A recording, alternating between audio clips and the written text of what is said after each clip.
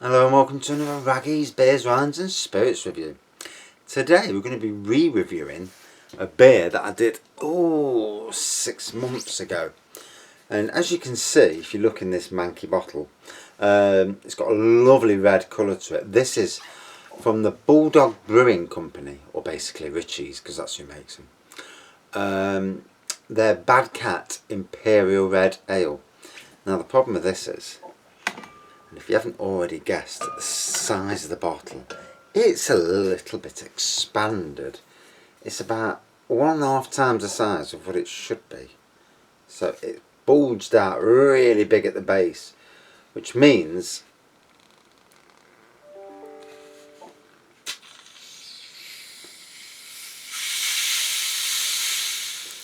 and this is what happens. Look at that.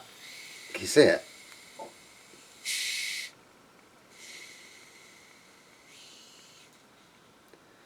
So all the sediment that was in the bottom, because it's secondary fermented, all that sediment in the bottom has now rose up, and it's got like, looks like it's got bits in it. I don't know if you can see that on the camera.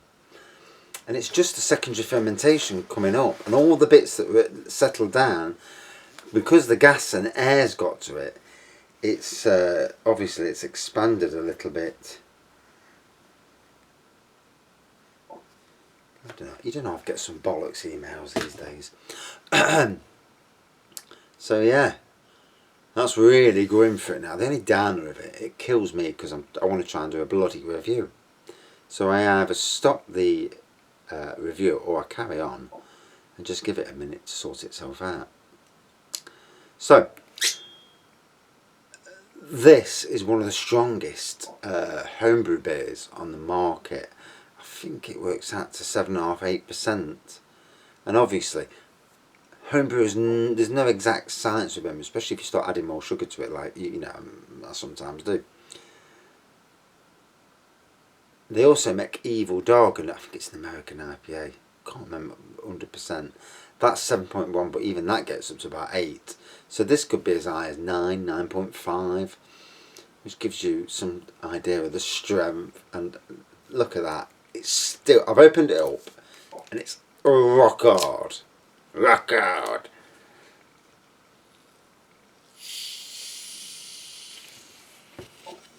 Now what I'm going to do, I'm going to try and pour some out, because it will be here all day otherwise.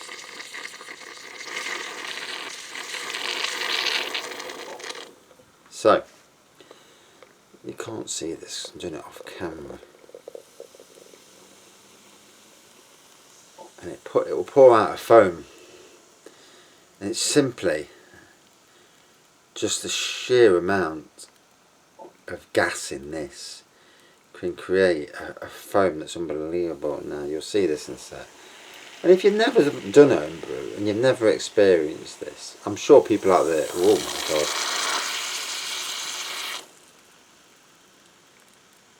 So,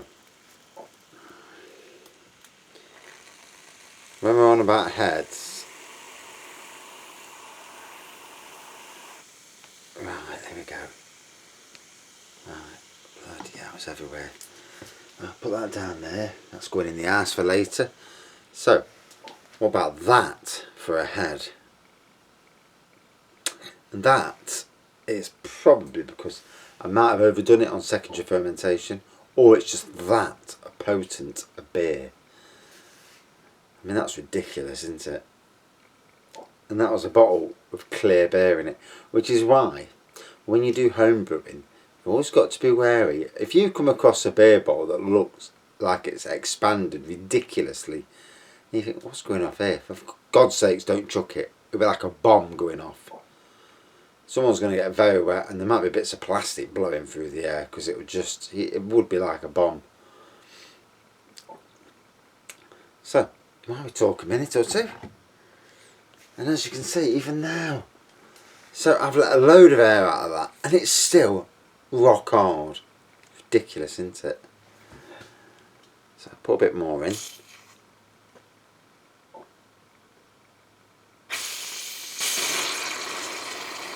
See, when you want to get to the stage where you can take the top off.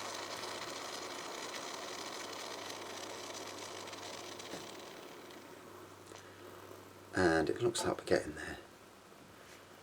Mad, isn't it? You know, if you've never experienced it.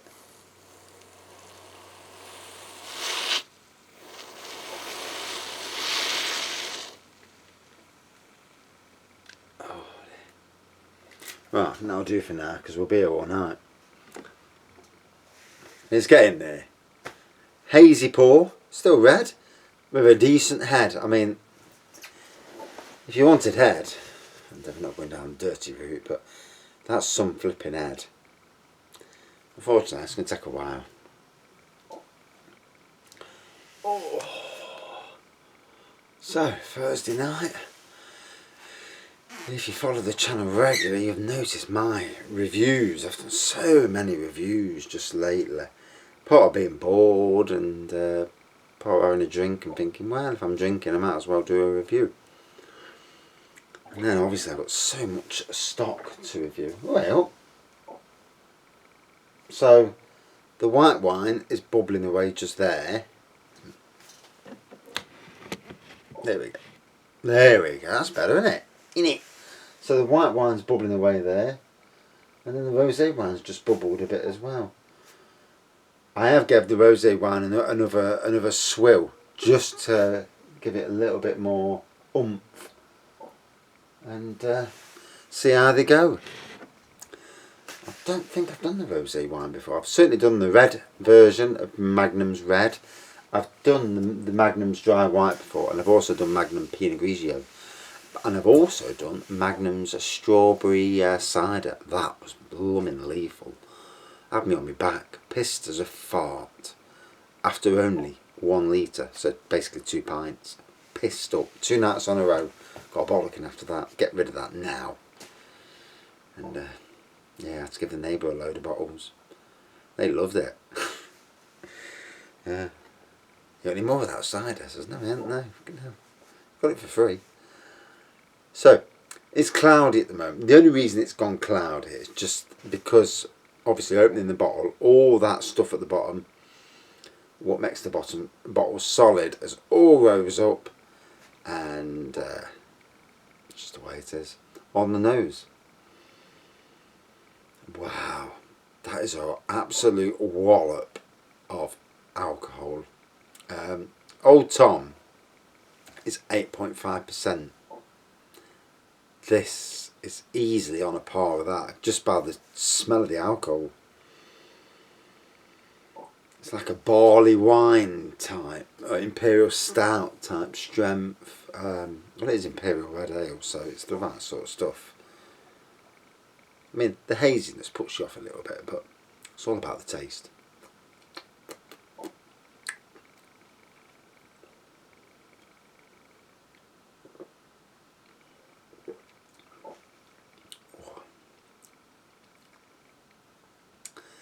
I still find it slightly sugary.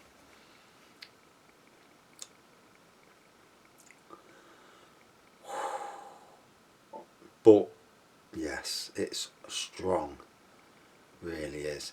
And with this, I made the error of trying to brew it. I think it was in October time, and I brewed it in the shed in the beer room, and obviously temperatures dropped down, and after a week or two nothing was happening. It was getting a bit so then I took it into the house, and then they reactivated the brewing process, but by that time I think the damage was done. The red wine turned out pretty decent in the end, to be fair. The Chateau de Voy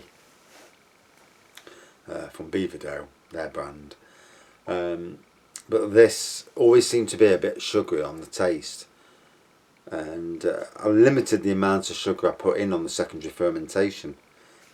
But still, you can tell there was sugar left after the fermentation by the sheer amount and how much the bottle swelled. I mean, in the end, it still turned into alcohol.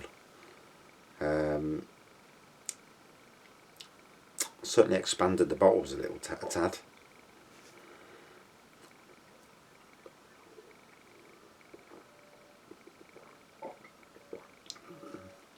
Oh.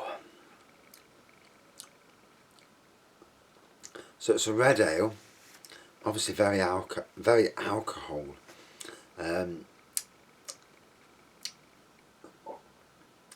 Taste, I'm getting malt. It's very hard to pick out the flavours, very hard. I need to drink more.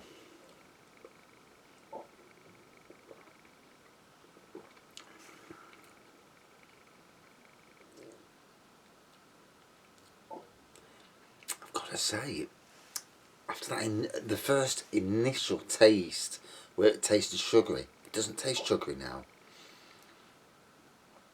Now I'm getting a feel for it. The strength, wow, certainly an eye opener. At this stage, you're not allowed to scratch, are you? God's sakes, I've never been so itchy on my eyes as I have done these last month or two. Ever since they tell you, don't scratch, wash your hands. I'm a gardener. We don't wash our hands, not as often as other people at least. Hence why most gardeners are pretty resilient to viruses, because obviously we deal with dirt, we deal with bacteria, and no gardener's pristine. You're actually not a gardener if you don't get your hands dirty. So we'll pour a bit more out, or shall I say, we'll try and pour a bit more out.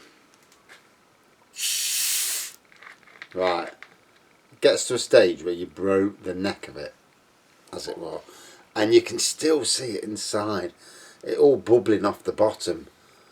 It's amazing, if you've never seen it before, and see all them bits floating up, you look and think, God, where are them bits in it? And it's just like the old sugar and sediment at the bottom, that all of a sudden it's ignited. Look at that. That going up inside the bottle. Oh, oops, that bloody, there we go. So we'll pour a bit out, pour a bit of the old stuff out. You see, I'm trying to pour it without making too much of an issue. That'll do. And again, no, it's behaving now at the moment. So it's really soft, as you can see. Look at that, really soft. Put the lid on. At the end of the review, let's see how quickly that goes rock hard again. And here we go. So yeah, hazy pour. You would call this really a bottle conditioned beer. You get the same effect as you do in a lot of bottle conditioned beers when you open it up and all of a sudden all that stuff comes up and you see bits floating. I had the same from commercial brews that I had hidden underneath my cupboards in the kitchen. Took the plinth out, and when I worked at Sainsbury's, we used to get beers so cheap, and then you got your discount, and it's like giving you the beers for nothing. Especially if there was a reason for reducing them, bits of glass on the beers, and you couldn't get, you could sell them to staff, but you could not sell them to customers, because obviously if it gets glass on them, then it's a suit, you can sue people. Whereas staff, it doesn't really matter. The sheer amount of beers I had was unbelievable. I mean, I've got 250 bottles and that's before I started reviewing. They were the days. I could be on about 4,000 reviews by now if I'd have started when I worked at Sainsbury's. Plus, if I'd have started when I worked at Sainsbury's, and every time something that I haven't reviewed came into the tat area, as we call it, it'd be like, oh yeah, I'll have one of them, one of them, one of them, one of them. Bloody hell. Hey, if ever I go back to supermarket work, definitely want to get back on the BWS section. Speak to the manager and say, look, I do reviews, I need cheap beers, I'll put in a good word. So as you can see, it looks like mud. It would, after about 20 minutes or so, this would settle down back to red again. But for the sake of this review, we haven't got that time, so dive in.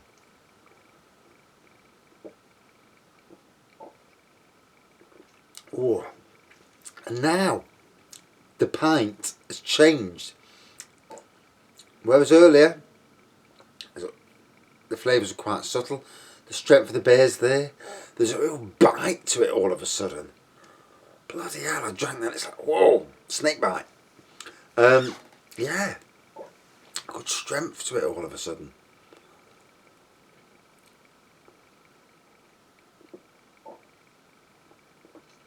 Oh, I'm still struggling to pick out the flavours. What I can tell you is, it is strong. If you are thinking about home brewing, and I'll tell you now, the homebrew shops across the country, I keep my eye on about 4 or 5, and they are flooded with orders. It seems like thousands of people, if not more, are jumping on the homebrew bandwagon thinking, well, if I can't go out and get it, I'm going to brew it at home. And as a home brewer for at least 15 years of home brewing, I can't fault you. You know, you've got your beginner kits, the kits that Wilco sell. Get my eye up on this bloody chair. Yeah, you got the kits that Wilco sell, the £12. They're core kits, and then you've got another range of kits that they do about 16 quid. Those are the ones I don't think you add sugar to them so much. Usually 2 tin kits you don't add sugar. And then you start going up and you've got like your St. Peter's kits. Tiny Rebel do a kit. Courage, Directors, they've got a kit. I've got 2 actually, got Courage and Directors. Their shop brand, they're commercial branded beer kits. So you're getting the real deal. And if you go along, Milestone Brewery, they've got a load of kits. And you know, as a fan of beer, there are so many kits out there to quench whatever thirst that you're after, whether you're a stout, lager, cider. The kits are out there, and you know, there are some amazing kits. You're never going to win them all. You're never going to brew every kit perfect. Obviously, staying true to the instructions and then trying not to put more sugar in it gets you closer to that, I suppose. And like here, brewing in a warm environment, warm air, not too warm. Don't do it in your airing cupboard because it will brew within a couple of days, but it won't taste as good. There's a real fine balance. But yeah, some of the kits on the market are outstanding, and it's well worth having a dabble, I think. I mean, let's be fair. If you pay £12 for a kit, 40 pints for 12 quid, you know, it's like 30 pence a pint, with the addition of sugar probably on top. But even if you pay £40 for a kit that does 40 pints, it's £1. You know, you struggle to get decent beer for £1 a bottle, and a lot of them are nasty beers at that price. I've reviewed them, I know. There's some not so good beers at that price. Although there are 1 or 2 that are amazing, but not all.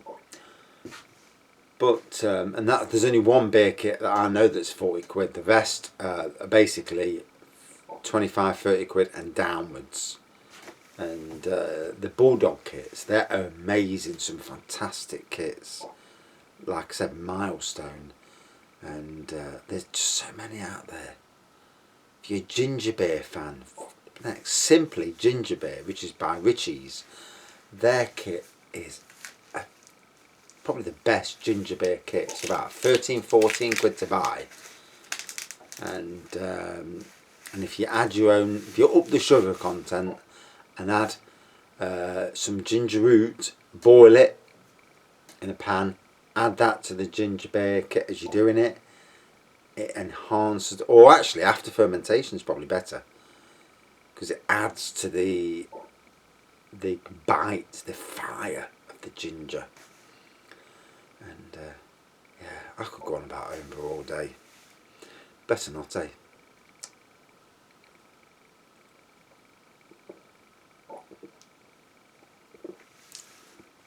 One of these days we'll do a YouTube live. Once I get to this stupid file, why did YouTube change their rules? Bugs me. Because I like doing the odd YouTube live review. I did try the streaming, but it was always laggy. It wasn't right. And I mean, it's nice to see that someone's there watching you. Although sometimes it's a bit off-putting, but at least on a video camera, I'm talking to a camera, no one's there, and I don't react to it. Especially if it's a mate, because if I see a mate looking, I'm like, yeah, you cunt. So yeah, hazy pour. You can see it's red. It would, given a bit of time, it would clear. A lovely bitiness to it, a good strength to it. I better not go in the arse pissed up because the wife will kick off.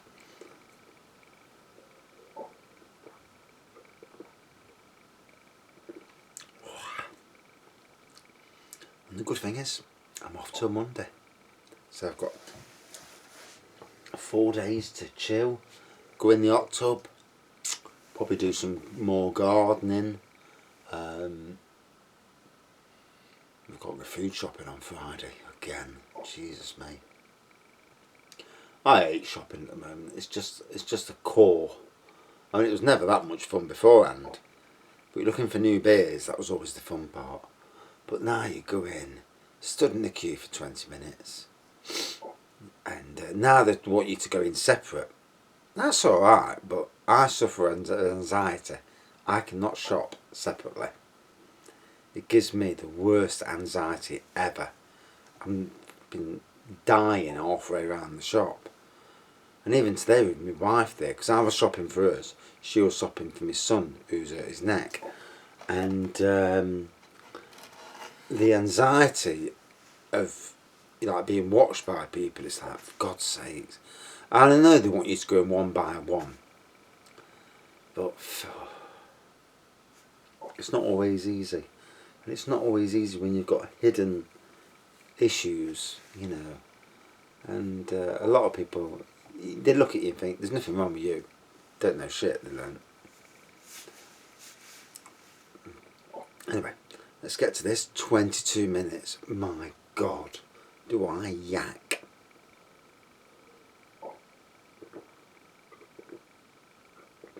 But we're chatting about homebrew. I mean, for me, if you're going to homebrew, there's a progression. There's these sort of things that I'm doing behind me here. Then you've got an air still. And if you know about air stills, you can do your own. You can make your own vodka. So you do a wash. You turn it into distilled spirit, and then there's a whole new world there. And I mean, let's be fair. If you lived on an island that was out of the way, and you couldn't get your spirits, then distilling your own would have to be the way of doing it anyway. Instead of paying silly prices, and it's an amazing area. And then if you're got the money to go down and do that, the grain farther and all them sort of things, and making grains into beer, and that's it's a fantastic. You're basically proper craft brewing. What I'm doing is home brewing. But to craft brew that, making your own recipes up, so much of this and so much of that, wow, it's a fantastic world to get into. One of these days, I'll meet up with the people. There's homebrew groups in Nottingham where they meet up and they take the beers with them, and they probably take the piss out of you for doing a shit beer. But what a great just chatting about beer with people, like-minded people. It's got to be the way, isn't it? I mean, it's like footballers chatting about football, but obviously supporting different clubs, but just chatting, putting the world to rights. It's the way, and we'll all be there soon enough. And hopefully we'll all be there. When you hear about the amount of people dying a day, 700, fucking hell.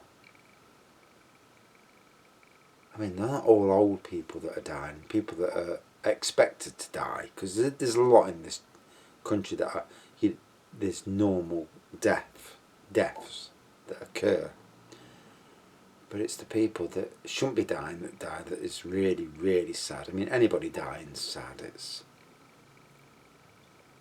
not a good place. Not a good place to be. But when it's unexpected people, that's when it starts to really hit home. Terrible. It's really... I mean, I've only had a pint, just over a pint. And one, it's hit me good. I can feel it.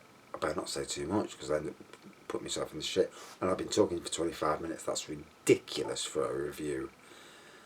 How many people watch this review to the end? Not many. You'll probably turn off after about 2 minutes. Like, fucking, he talks shit, he does. But, yeah, you know.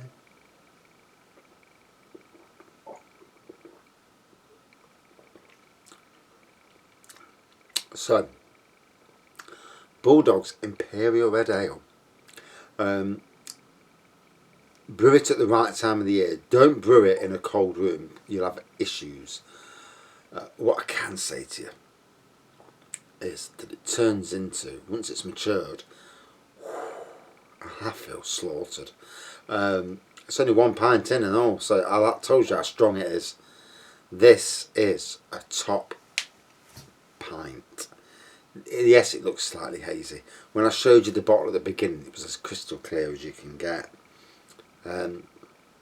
Really strong, malty, very, oh my god, fucking hell. And let's be fair, I'm not somebody who drinks a lager every 3 months like I used to years ago and gets pissed up on a couple of lagers. You know, I can drink, and this has given me the wallop. Wow. I'm not at the point where I'm staring at the camera, but not far off. Yeah. So yeah, Bulldog's Imperial Red Ale. If you haven't seen the kit, let me show you the kit before I go in the house, go upstairs, watch TV and fall asleep.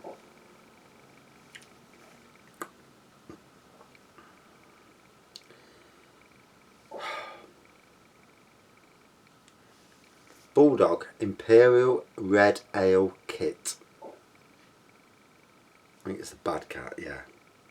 So it's Bulldog Brews Bad Cat Imperial Red. Let me show you the and it's from Love Brewing actually. So Love Brewing sell it for, oh, it's actually temporarily suspended at Love Brewing. But there you go. So that's the kit, and that makes a strong beer, really strong. So for the matured beer, when I first tested it, it was very sugary. It hadn't properly fermented, and that's because of the coldness of this beer room. And then when I took it into the house, got it going again, but it wasn't right. Over time, it's got better. Even now, early on, there was sugar content to it. 28 minutes, fucking hell. There was a sugar content to it, but now it's turned into a quality beer at a gobsmacking ABV. This has got to be 9%, 10% ABV. It's so strong. But what? It's down Maggie's Avenue, and it's very decent. Oh. So out of 5, I'll give it a 4.4 out of 5. It's not perfect, and by no means it failed originally. Then I resurrected it, and it's matured. But it's a bang-on kit to try. Right. Thanks for watching. Thanks for listening. Well, me. Talk shit for ages. And see you soon. One day we'll do. When we get to 1,000, well, I'm allowed to, YouTube, we'll do a proper decent beer. Doing a few beer drinks, you know, a couple of hours, proper YouTube live jobber. Should be good. I'll be pissed up and talking shit for 2 hours. Okay, now that's something to be scary about. Anyway, righty. Thanks. Thanks for watching, thanks for subscribing, and thanks for listening. See you soon. Stay safe, of course. Cheers.